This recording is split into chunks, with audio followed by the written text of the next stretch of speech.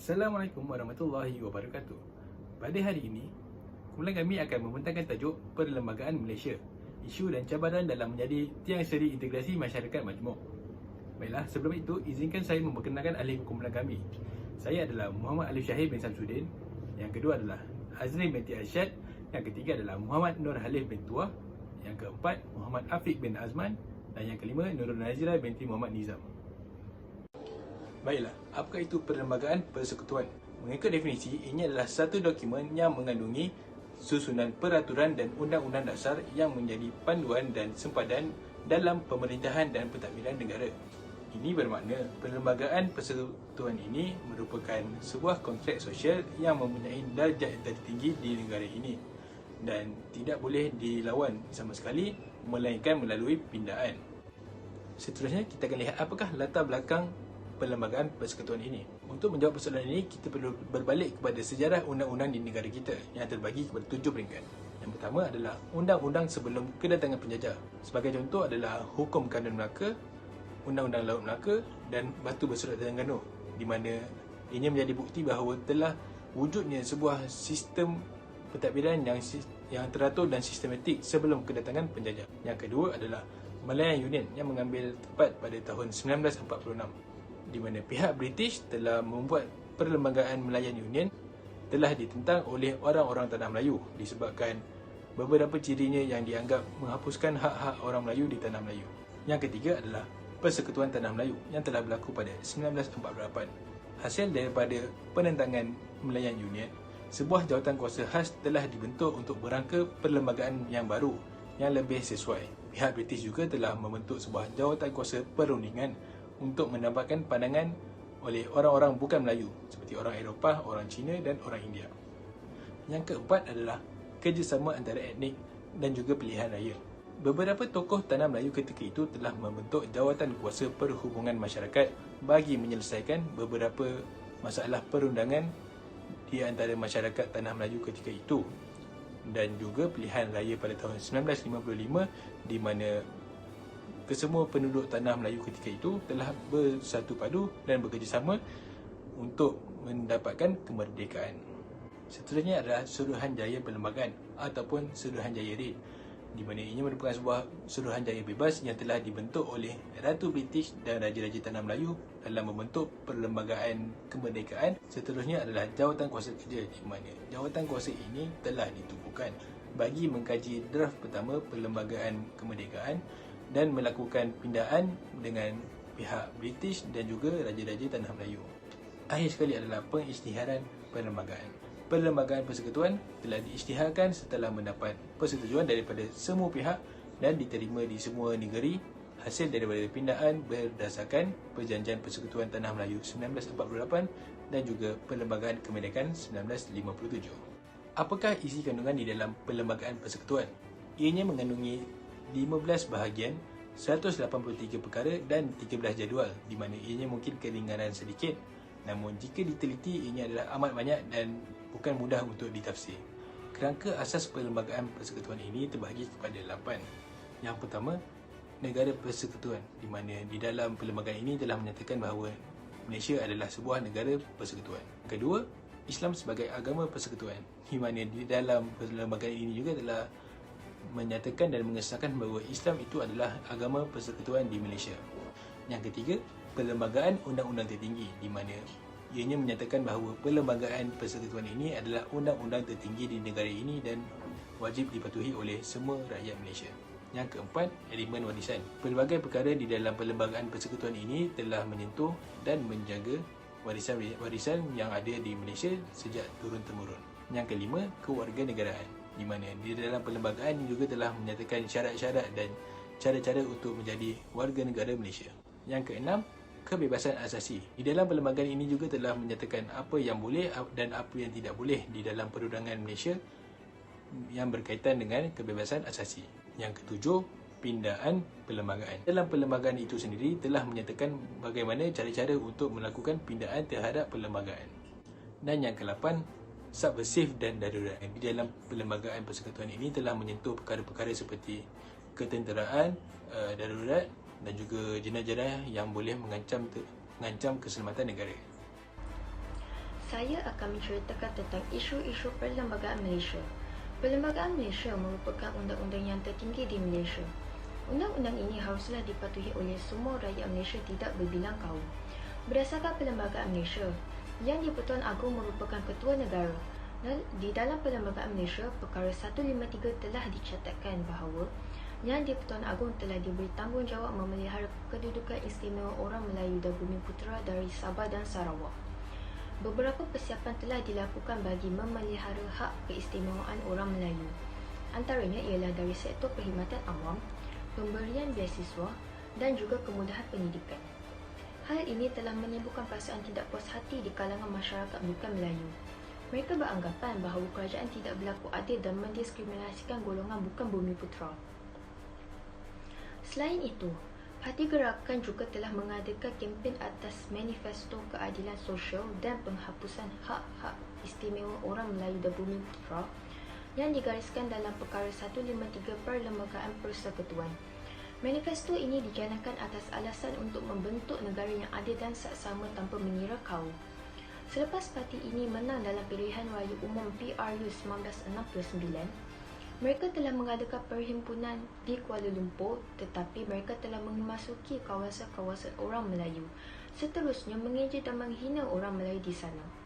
Hal ini seterusnya mencetuskan kepada peristiwa berdarah yang berlaku pada 13 Mei 1969, di mana rusuhan tersebut melibatkan kaum Melayu, kaum Cina dan juga kaum India. Selain itu, isu yang pernah terjadi ialah isu kalimah Allah diguna pakai dalam penerbitan pihak gereja atas alasan pembelajaran. Isu ini telah dibawa ke Mahkamah Tinggi berkali-kali kerana pihak gereja tidak mahu berputus asa dalam penggunaan kalimah Allah dalam penerbitannya. Akhirnya, pada 23 Jun 2014, Mahkamah Persekutuan membuat keputusan untuk menolak rayuan pihak gereja menggunakan kalimah Allah dalam penerbitannya. Selain itu, timbul juga isu kebebasan agama, di mana isu kebebasan agama telah dipersoalkan apabila Lina Joy yang keluar dari Islam, tetapi rayuannya ditolak oleh Jabatan Pendaftaran Negara JPN, di mana dia menyaman JPN kerana menolak hak asasinya dalam kebebasan beragama. Lina Joy atau nama sebenarnya Azlina Jailani membuat permohonan kepada JPN untuk menukar nama Islamnya kepada Lina Leilani di kad pengenalannya. Dia telah mengaku bahawa dirinya beragama Kristian dan ingin berkahwin dengan bakal suaminya yang beragama Kristian. Namun, dia hanya berjaya menukarkan namanya tetapi di kad pengenalan masih tertera agama Islam. Kemudian, setelah permohonannya untuk menukar perkataan Islam itu gagal, Lina Joy mengeluarkan saman kepada JPN atas alasan menolak hak asasinya dalam kebebasan beragama. Assalamualaikum warahmatullahi wabarakatuh. Nama saya Muhammad Nurhali bin Tuah dan saya akan menyambung perbincangan ini mengenai cabaran Perlembagaan Malaysia dalam mengekalkan perpaduan masyarakat majmuk. Cabaran pertama yang saya dapati ialah isu utama dalam mengekalkan kesucian agama Islam ialah isu penyebaran agama lain dalam masyarakat umat Islam di Malaysia. Mengikut perkara 11 Perlembagaan Persekutuan, Perlembagaan Malaysia menjamin kebebasan beragama. Kebebasan beragama ini meliputi hak menganuti, mengamalkan dan menyebarkan.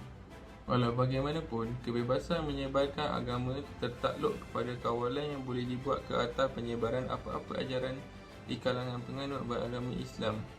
Tayin ini memaksud pihak yang membujuk, mempengaruhi, mengajak atau menghasut orang lain agar memeluk agama lain atau membenci agama Islam adalah satu kesalahan. Selain itu, cabaran lain ialah cabaran untuk mengekalkan hak keistimewaan orang Melayu. Mengikut perkara 153/2 yang di-Pertuan Agong bertanggungjawab melindungi hak-hak kerizapan orang Melayu dan anak-anak negeri Sabah dan Sarawak. Walaupun begitu, terdapat tentangan daripada orang bukan Melayu yang mahu meminda perkara 153. Antara contohnya, pada Ogos 2010, MCA menggariskan 13 resolusi pada Kongres Ekonomi Cina, antaranya meminta kerajaan mementingkan keupayaan merit dan bukannya kota bagi memberi peluang kepada semua untuk bersaing secara sihat dan adil. Kenyataan ini secara tidak langsung mengesa kerajaan agar memansuhkan Perkara 153 dan cuba mempertikaikan tanggungjawab yang ada pada ketua, iaitu Yang di-Pertuan Agong yang memelihara hak dan keistimewaan orang Melayu. Antara cabaran yang seterusnya ialah mengekalkan bahasa Melayu sebagai bangsa kebangsaan.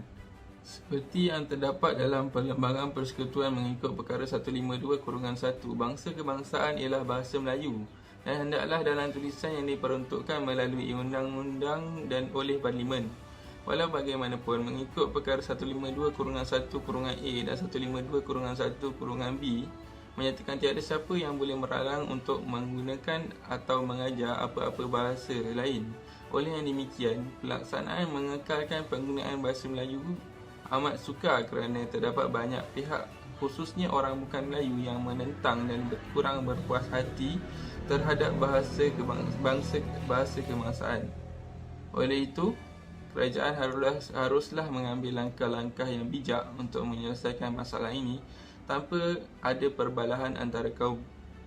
Akhir sekali, dalam usaha untuk meningkatkan perpaduan dalam kalangan masyarakat majmuk di Malaysia, kita haruslah menitik beratkan Perlembagaan Persekutuan terlebih dahulu supaya dapat menjamin kestabilan politik, keselamatan dan kesejahteraan rakyat.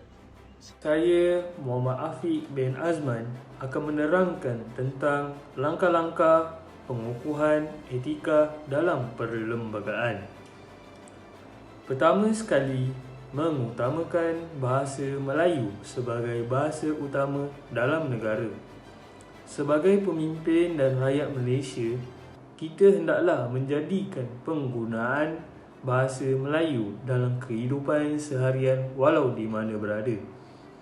Hal ini kerana bahasa Melayu, iaitu bahasa kebangsaan negara, akan menjadi bahasa pengantaraan antara rakyat supaya ia dapat mengeratkan hubungan antara satu sama lain. Dengan ini, bahasa Melayu dapat dijadikan sebagai bahasa utama dalam negara. Seterusnya, bersikap terbuka terhadap pelbagai kaum di Malaysia. Sebagai warga negara Malaysia, kita mestilah menerima cara kehidupan dan budaya yang diamalkan oleh pelbagai kaum dan etnik di negara ini. Hal ini demikian kerana kewujudan negara Malaysia terbentuk daripada pergabungan pelbagai kaum. Dengan ini, sebagai rakyat Malaysia, kita jangan sesekali bersikap prejudis dan memandang rendah terhadap kaum yang lain. Akhir sekali, menghayati dan menghormati prinsip rukun negara. Prinsip rukun negara dibentuk untuk memperkukuhkan perpaduan dalam kalangan rakyat Malaysia. Hal ini kerana prinsip rukun negara ini memberi impak yang besar kepada sumber undang-undang tertinggi di Malaysia. Dengan ini, setiap rakyat Malaysia hendaklah mengetahui dan memegang erat kepada prinsip rukun negara. Berdasarkan perkara-perkara yang telah dijelaskan oleh rakan-rakan saya sebentar tadi, terdapat beberapa isu serta cabaran untuk mewujudkan integrasi dalam kalangan kaum di Malaysia. Perbalahan antara kaum terjadi kerana sesetengah individu berpendapat bahawa hak mereka terabai dan keadilan tidak berpihak kepada mereka. Kewujudan Perlembagaan Persekutuan menjadi salah satu perkara yang telah mengakhiri isu perbalahan kaum ini kerana ia mengambil kira dan menitik beratkan hak mutlak serta hak asasi setiap kaum dan individu di Malaysia. Kesepaduan antara kaum amat penting bagi menjamin keharmonian negara. Oleh itu, setiap individu haruslah menghormati dan tidak mempersoalkan hak yang telah diberikan kepada kaum lain seperti yang telah tertulis dalam Perlembagaan Persekutuan. Hal ini kerana perlembagaan ini telah dikebal atas persetujuan orang ramai demi menjaga kesepaduan rakyat di negara ini. Selain itu, dengan adanya Perlembagaan Persekutuan ini, ia dapat memastikan supaya pemimpin dapat mentadbir negara dengan adil dan seksama. Hal ini amat penting untuk membina hubungan baik antara pemimpin dan rakyat kerana ia merupakan salah satu aspek untuk membina sebuah negara yang maju. Sekian, terima kasih.